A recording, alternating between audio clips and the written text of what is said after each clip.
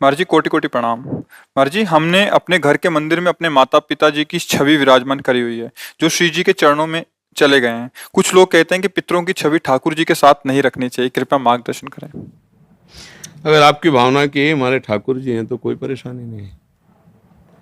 ठाकुर जी का रूप कैसा आपने मान लिया, जैसा सृष्टि कैसी आप जैसी देखो वैसी। समझ रहे ना भाई, एक पत्थर के टुकड़े में क्या है, कोई रूप है, कोई आकृति है, कोई उसमें।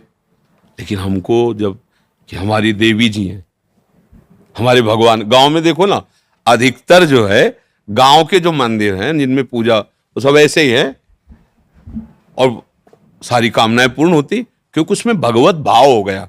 अच्छा, जयपुर से, जहां जयपुर जोधपुर में श्री विग्रह तैयार किए जाते हैं वहां आप जाइए, पत्थर की शिलाओं को काट काट करके, मतलब हमने देखा है जैसे गोपाल जी की वो बड़ी छवि है ना पीतल की, तो ऐसे ऐसे दबा के रेती से ऐसे, अब वो जिस प्रक्रिया से तैयार कर रहे हैं, फिर इसके बाद जब अपने पंचामृत से स्नान करके अपने सिंहासन में विराजमान करते हैं तो हमें भाव आ जाता है ना, हमारे भाव से भगवान दिखने लगते हैं ना।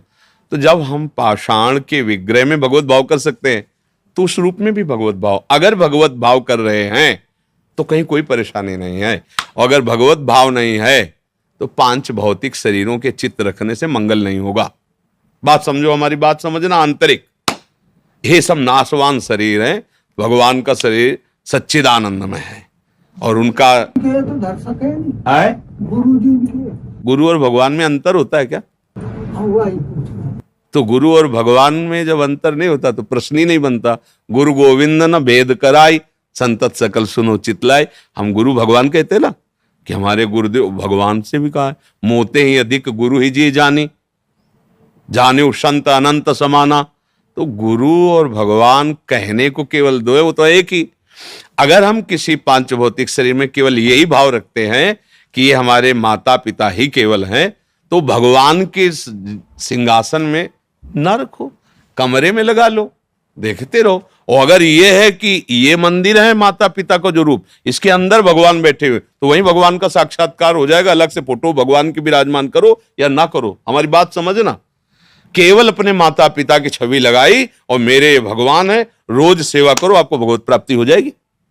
क्योंकि आप किसकी सेवा कर रहे हो? भगवान। तो असली माता पिता वही है ना। और अगर भगवान से हटकर भाव है तो फिर भगवान की विराजमान करो, उनको कमरे में विराजमान कर दो दर्शन करने के लिए कि भाई ये माता है, पिता है, चाचा है, ताऊ है, परिवार, वो बात अलग हो गई।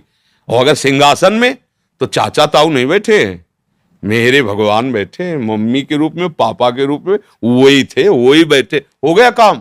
बस उनको जोड़ो, उनमें थे, उनमें है, उनमें रहेंगे। भाव करना है, भाव कर लिया तो पाषाण से भगवान प्रकट हो गए, खंबे से भगवान प्रकट हो गए, कुत्ते से भगवान प्रकट हो गए, भूत से भगवान प्रकट हो गए। तो माता पिता के चित्र से काहे नहीं प्रकट हो जाएंगे? काऊ से कहा जहां प्रभु नहीं वहां है, प्रकट हो जाए। पर बात समझना, 8 लक्षण प्रकट होने लगते हैं जिसके ऊपर प्रभु की कृपा होती है। पहला, घोर अपराध करने वाले के प्रति भी दया की भावना, शांति पहला लक्षण है। भाव में भी पहले शांत भाव है। हमारे ऊपर श्री हरिजू की कृपा है, इसकी पहचान ये 8 लक्षण। पहला, शांति, अर्थात घोर अपराधी के प्रति भी गुस्सा ना क्षमा करना, यह हरि की कृपा का लक्षण है। देख लो भाई, घोर अपराधी शब्द तो जाने दो, जरा सा प्रतिकूल हो जाए तो लाख समझाओ पर भ्रकुटी तनी रहती है। ईर्ष्या, द्वेष, मात्सर्य, द्रोह, ये उपासक के हृदय की विषय नहीं, ये तो गंदे विषयी पुरुषों के हृदय के लक्षण हैं। जहां ईर्ष्या है, मात्सर्य है, द्वेष है, द्रोह है, ये कुमति के लक्षण है, ये सुमति के लक्षण नहीं, ये हरि कृपा पात्र के लक्षण नहीं। आपसे जो अपराध कर रहा है, द्रोह कर रहा है, आपका क्षमा बल ये हरि प्रसाद से होता है। शांति, क्षमा बल, शांति सह गया, क्या करूं, सहना ही पड़ेगा, क्योंकि भगवत मार्ग में वो ऐसा नहीं होता। शांति, बुरा ही नहीं लगा, हरि कृपा पात्र को बुरा ही नहीं लगा। उमा संत के यही बड़ाई, मंद करत जो करे भलाई। ये सीधा शांति की व्याख्या है अपने यहां मंगल गान में। करत जे अनसहन निंदक तिनहु पे अनुग्रह कियो। यह है हरि कृपा, यह है आचार्य कृपा, गुरु कृपा। अपराधी पर भी क्षमा का भाव होना, भला ऐसा है, अपराधी पर भी क्षमा का भाव होना, ये हरि कृपा पात्र में ही होगा, अन्य में नहीं। तो अगर अपने हृदय में ऐसा लगे कि ऐसा नहीं है, तो हरिजू से प्रार्थना करनी चाहिए कि कृपा करो, मेरे में सामर्थ्य आवे। दूसरा, अनुसूया, वो किसी भी के प्रति कभी भी कोई दोष दर्शन ही नहीं करेगा। दोष कथन, दोष श्रवण की तो बात जाने दो। अनुसूया, दूसरों के गुणों में दोष ढूंढना ये नहीं होता, हरि कृपा पात्र में ये नहीं होता। ये सब भजन के नाश करने वाले, जैसे पहला अपराधी पर क्रोध कर देना, तो माया ने भेजा इसीलिए था कि तुम्हारे साथ व्यवहार ऐसा करे कि तुम क्रोध करो, क्रोध करोगे तुम्हारी ऊर्जा शक्ति नष्ट हो जाएगी, अध्यात्म में जो चलने की थी। और कहीं तुमने संकल्प कर लिया तो भजन शक्ति नष्ट हो जाएगी। तो अगर भजन बल है तो गया, जरूर उसको दंड मिलेगा, पक्का मिलेगा, 100% मिलेगा, लेकिन आप खाली हो गए। ना भजन करने की वृत्ति रहेगी और ना भजन रहेगा, दोनों बात। अनुसूया, किसी के सद्गुणों में दोष देखना, गुणों में दोष ढूंढना, ये हरि कृपा पात्र में नहीं होता। ये बहुत मंगलमयी बातें हैं जिससे हमारा भजन मार्ग पुष्ट होता है। तीसरा, वो बाहर से और भीतर से पवित्र रहता है, हरि कृपा पात्र। शौचाचार का ज्ञान होना चाहिए, वस्त्र आपके पवित्र होने चाहिए, ये बाहरी जल रज आदि के द्वारा बाहरी पवित्रता, और निष्कपटता, निश्चलता, सत्य भाव, ये अंदर की पवित्रता है। अगर कपट है, छल है, असत्य है, तो हृदय मलिन रहता है। भीतर और बाहर से पवित्र रहना, इसमें खास बात क्या है भीतर और बाहर से पवित्र रहने में? भीतर और बाहर से सदैव पवित्र कौन रह सकता है? तो बोले जो पुंडरीकाक्ष भगवान श्री हरि का, प्रियाजू का स्मरण करता रहता है, वो शवायाभ्यंतर शुचि, वो बाह्य और अभ्यंतर दोनों से पावन रहता है। तीसरी जो कृपा का लक्षण है, अर्थात वो सदैव भगवत चिंतन परायण, शौचाचार का पालन करने वाला, बाहर और भीतर से हरि कृपा पात्र पवित्र रहता है। लघु शंका में जल पात्र में रखा जाता है, जनेंद्रिय को पवित्र किया जाता है, फिर हाथ रज से धो के, फिर कुल्ला करके, आचमन करके, पैर धोकर, ऐसे पवित्र आचरण। ऐसे पशुवत व्यवहार ठीक नहीं। कुछ लोग ऐसी गलती करते हैं कि जिसमें शौच हुआ जाता है उसी में बैठकर लघु शंका करते, तो सारे वस्त्र, पूरा शरीर अपवित्र हो गया आपका। अब तो अटैच बाथरूम की व्यवस्था माया ने कर दी है। हमें लगता है कि शौचालय अलग होना चाहिए और स्नान गृह अलग होना चाहिए, थोड़ा ही चाहे भेद हो, अंतराय होना चाहिए पवित्रता के लिए। अब ये शौचालय है, यही स्नान करना है, यही लघु शंका करनी है, तो पवित्रता का निर्वाह नहीं हो पाता। यदि जिस उस जगह आप शौच करते हैं, जो बैठकर उसी पे बैठ के लघु शंका करते हैं, तो आपको पूरा वस्त्र सहित स्नान करना चाहिए पवित्रता के, तभी बुद्धि भ्रष्ट हो जाती है। आपको मंत्र का निरंतर चलना ये कठिन पड़ जाएगा। पवित्रता का निर्वाह करो। देह राग मिटने के बाद एक स्थिति आती है अवधूत स्थिति, उसमें फिर शरीर की पवित्रता का कोई संबंध नहीं रह जाता। पर अभी तो संबंध है ना देह भाव से, तो बहुत होश से लघु शंका ऐसे करें कि आपके पैरों में वस्त्रों में छिट्टी ना पड़े, पवित्र रहें।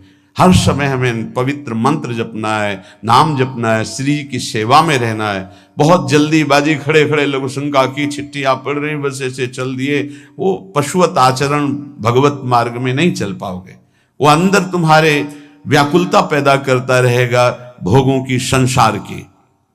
शौचाचार का बहुत बड़ा फल है, शरीर राग छूट जाएगा। ये बात समझ लो, शरीर राग छूट जाएगा। शरीर संबंधी पवित्रता शरीर राग छुड़ा देती है, आंतरिक रहस्य है ये। चौथा, ऐसे कार्यों का अनुष्ठान न करें जिनमें हमारा भजन छूटता है, जिनमें सत्य छूटता है, जिनमें भगवत भाव छूटता है। जैसे आपके ऊपर कृपा हुई, आप भगवत मार्ग में चल रहे हैं, अब आप ऐसे संसारिक कार्यों का अनुष्ठान कर रहे हैं जिनमें आपकी चित्तवृत्ति बिल्कुल भगवत विमुख हो रही, तो जीवन का लाभ क्या होगा? लाभ तो है भगवत स्मरण सहित। इसी की मानो टीका है, छठदम शील बिरत बहु कर्मा, निरत निरंतर सज्जन धर्मा। शीलवान और ऐसे कर्मों से विरत जिनसे भगवत विस्मरण होता है, जो सज्जन पुरुषों के द्वारा धर्मानुष्ठान होते हुए उन्हीं का अनुष्ठान, ऐसे कर्मों में ना जाए जिससे भगवत विस्मरण होता है। जैसे कल एक ने प्रश्न किया कि मैं खाता तो नहीं हूं लेकिन मांस के दुकान में मांस बेचता हूं, होटल आदमी, क्या उचित है? ये उचित कैसे हो सकता है? तुम और भी तो व्यापार कर सकते हो। जरूरी है धर्म का पालन करने की इच्छा करते हो, धर्म आचरण करते हो, ऐसा नहीं। तो विरत बहुकर्मा, उन कर्मों से हमें विरत रहना है जो हमारे धर्म के विरुद्ध है, जो भजन के विरुद्ध है। हरि कृपा पात्र ऐसे कर्मों का अनुष्ठान कर ही नहीं सकता। और शारीरिक श्रम इतना जिससे हमारा भजन का तार ना टूटे। जब भजन का अभ्यास किया जाता है तो हर कार्य को सुचारू रूप से करते हुए एकाग्रता भजन में रखी जाती है। हम वो कार्य जल्दी से कर ही नहीं सकते जिसमें भजन छूट जाए और कार्य पूरा हो। नहीं, हम कार्य करेंगे, हमें छोड़ दीजिए, हम अपने चिंतन से युक्त होते ही बिल्कुल कार्य करेंगे। जैसे कई साधक हैं, उपासक हैं, बड़े अच्छे उपासक हैं, उनको आप कार्य दीजिए कि आप पानी गर्म कर दीजिए, पात्र बहुत सुंदर साफ होगा, पानी बहुत गर्म, लेकिन आप कह दीजिए कि 5 मिनट में गर्म करके ले, तो उनसे असंभव नहीं होगा। छोड़ दीजिए उनको आप, वो मतलब ऐसा कार्य करेंगे प्रशंसनीय, पर वो समय से। उनका एक सिद्धांत है, बहुत अच्छा लगता है, और अपने को पता है इससे जल्दीबाजी नहीं होनी। पात्र मार्जन करना है, छोड़ दीजिए आप उसको, टोकिएगा नहीं, आप जल्दी मांझ के, उससे नहीं होने वाला। वो तनिक भी दोष नहीं रहने देगा पात्रों में, पर समय दीजिए, आराम आराम शिव कर। हमें अच्छा लगता है, भगवत चिंतन परायण उपासक की यही वृत्ति होती है। पोछा लगाना है, बिल्कुल बढ़िया लगेगा, लेकिन आपको सर से घुमा दे, वैसा नहीं होगा। आप छोड़िए और जाइए, हटिए, और वो अपने ढंग से लगाएगा और एकदम क्लीन करके। यही उपासक का लक्षण होता है। जो कार्य करेगा सांगोपांग करेगा, पर वो बहुत मस्ती से होगा, क्योंकि उसका भगवत चिंतन चल रहा है। अधिक ऐसे जिससे हमारा चिंतन छूट जाए, थोड़ा संयम में आना चाहिए। ये भगवत कृपा पात्र का लक्षण है। अपने भजन का फल देखना, भगवत कृपा पात्र के सबको प्रदान कर देना। हिम्मत है?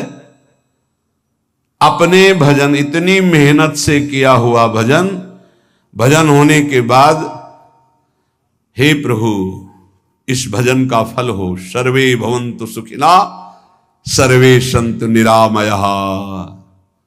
यहां तो कहते महाराज, एक माला रोज आपके लिए करता हूं कि आपकी बीमारी ठीक रहे, तो शेष किसके लिए करते हो प्रभु? शेष क्या? अगर इष्ट और गुरु के लिए तुम्हारा है कि एक माला करते, तो फिर इतनी माला करते तो हमें क्या होगा? सब आपको दे देंगे तो हमें क्या होगा? तभी भजन का रहस्य नहीं जाना। सबके मंगल के लिए अपने भजन को समर्पित कर देना। देखो भाई भजनानंदी, भजन में अरुचि होने लगेगी? नहीं होने लगेगी। सुबह से शाम तक पसीना चुआए हम और भजन का फल दे दे सबको, तो इसका रहस्य बताते हैं। सबको जे भी कहा सर्वे भवन्तु सुखिना, तो सर्वत्र विराजमान भगवान वही पलटकर अनंत रूपों में आपके ऊपर बरस पड़ेंगे। ये आंतरिक रहस्य है। हमने जो भजन किया वो एक सीमा में था, जब हमने संपूर्ण विश्व को दे दिया तो असीम बनकर वापस हुआ। ये भाव न समझ में, अगर ये भाव न कहे तो एकदम लगे हम अपना भजन क्यों दे दें सबको। उस सर्वात्मा में विराजमान जो हमारा प्रभु है उसी को समर्पित कर। सर्वे भवन्तु सुखिना, तो वो सब पलटकर सब जगह से वापस आया, सबका आशीर्वाद आया और वो महान बनता चला गया। ये लाभ है, आंतरिक लाभ है। अगर तुम्हारा भाव ऐसा न बनता हो तो आप प्रभु को तो अर्पित करते ही है ना, तो वही प्रभु सब में विराजमान है। ऐसा भाव करके सर्वात्म स्वरूप भगवान को हमारा भजन समर्पित है। सब रूपों में प्रभु विराजमान है। ये हरि कृपा पात्र का लक्षण चल रहा है। और छठवां, अपने भजन से अपने लिए कुछ भी ना चाहना और दूसरों की तो बात जाने दो। दूसरों से कुछ ना चाहना ये तो ठीक है, अपने भजन से अपने लिए कुछ ना चाहना है हिम्मत। देखो ये हरि कृपा पात्र में हिम्मत होती है। अपना भजन अपने प्रयोग में ना लाना, इसका भी आंतरिक रहस्य है। अपने प्रयोग में आप शरीर को लेकर के बोलेंगे, अगर स्वरूप को लेकर तो प्रयोग की कोई वहां जरूरत ही नहीं। स्वरूप पूर्ण काम है, वहां कोई अभाव नहीं। जब आप कोई भाव अपने लिए करेंगे तो देह भाव होगा। देह भाव से किसी विषय की मांग होगी। विषय पूर्ति भजन का फल नहीं होता, भजन का फल होता विषय निवृत्ति।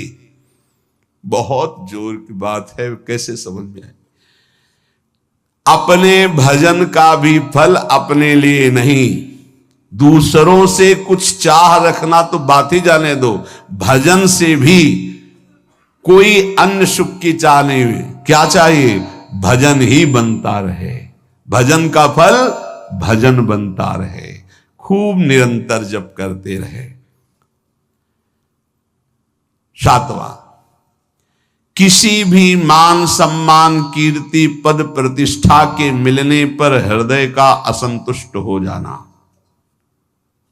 यह हरि कृपा पात्र का लक्षण होता है।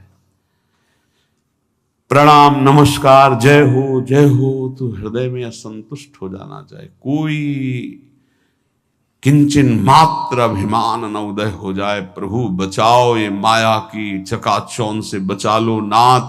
कौन सा अपराध बन गया कि आपकी जय की जगह यहां हमको ऐसा सुनना पड़े। जैसे एक बार महापुरुष जन कहे थे कि जब गुरुजन बड़ाई करने लगे सामने शिष्य की, तो उसको ग्रीवा झुका लेनी चाहिए और पश्चाताप करना चाहिए कि कोई गलती हो गई, आज हमारे गुरुजी ने हमारी बड़ाई कैसे कर दी। इसका मतलब कोई दोष बन गया, कोई गलती हो गई, और प्रार्थना करना चाहिए कि क्षमा कीजिएगा महाराज, अगर कोई गलती हो तो दंड दीजिएगा, लेकिन ये दंड मत दीजिएगा कि आप हमारी प्रशंसा कर रहे हैं। भगवान इससे बड़ा और कोई दंड नहीं हो, ऐसा महसूस होना चाहिए।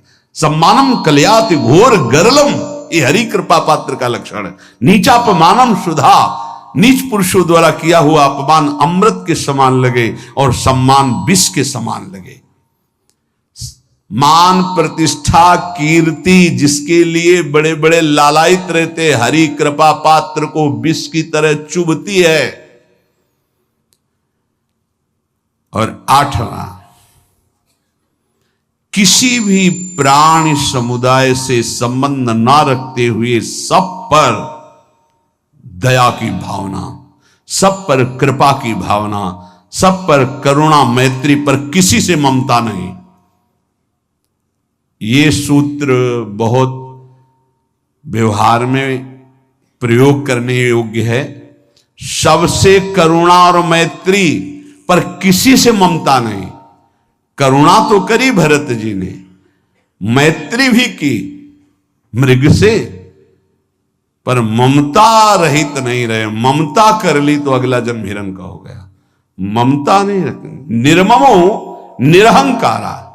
करुणा मैत्री तो करनी है, जैसे इसमें आदेश है, गीता में जी आदेश है, अद्वेष्टा सर्वभूतानां मैत्रः करुणैव च, पर निर्ममो निरहंकारा, ये साधक की चतुरता है।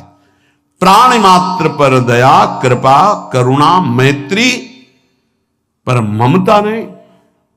ममता किसी से, और यहां करुणा मैत्री ये तो गायब हो गई, केवल ममता रह गई है। अपने शरीर से ममता, शरीर संबंधियों से ममता, विषय भोगों से ममता, यही जहर है। संबंध में ये ममता ही जहर है, विचारों में अहंकार जहर है, कर्मों में ये आसक्ति जहर है। इसी जहर को मिटा दे तो जीवन मुक्त महापुरुष कर्म करते हुए, विषय सेवन करते हुए, वार्ता करते हुए, विचार करते हुए, बिल्कुल जहर रहित उसका जीवन हो गया। तो ये 8 बातें हरि कृपा पात्र में होती हैं, इनको बार बार सुनना, हृदय में धारण करना। जो भक्त होता है, हरि कृपा पात्र होता है, उसमें ये 5 बातें कभी नहीं जागृत होती, स्फुरित ही नहीं होती। पहला, किसी से ईर्ष्या। दूसरा, किसी से घृणा। तीसरा, किसी से भयभीत हो जाना। चौथा, भजन, सेवन, नृत्य, गायन आदि में लज्जा लगना। 5वां, किसी की निंदा करना। ये नहीं होती। अब जो आगे वर्णन कर रहे हैं उसमें महापुरुषों की पहचान है। सिद्ध महापुरुष